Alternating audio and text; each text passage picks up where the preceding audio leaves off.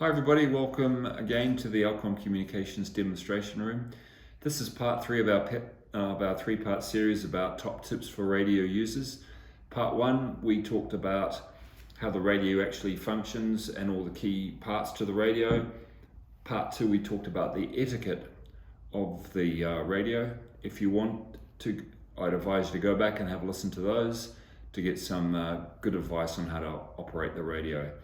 Today we want to talk about some of the terminology and key things you need to learn to improve your communications.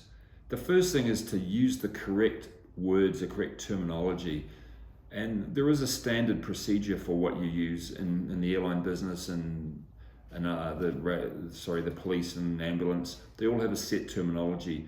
And if you can, even though you might think it sounds a bit corny or it sounds a bit strange, try and use that terminology. It does make a huge amount of difference, especially when you're trying to give critical communications. You need to make sure that the person gets the message and the information correct. For example, words like yes and no should not be used on the radio because they're often misconstrued or misheard. The key words to use are affirmative or negative, or in this case, actually affirm is the better word. Words like, if someone tries to give you a message and you're not ready, ask them to stand by, and the person will then disengage from the radio. If you've finished the conversation, or if you understand the conversation, you understand the message clearly, and someone has given you instruction, then the word wilco, I will comply. Wilco, short for I will comply.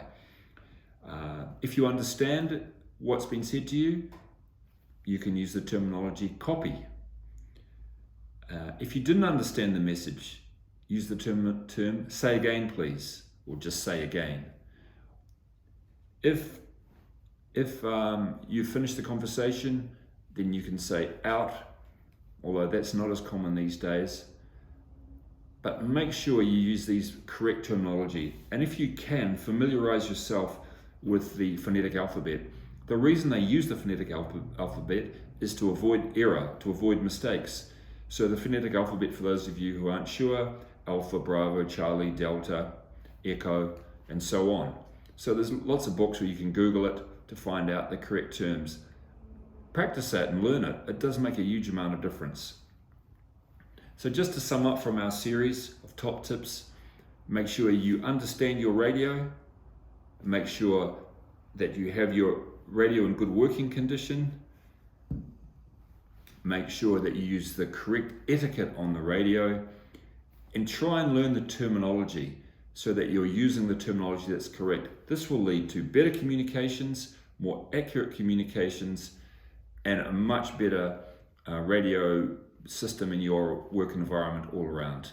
Hope you've enjoyed this series, and we'll have a new series for you shortly. Thanks for listening.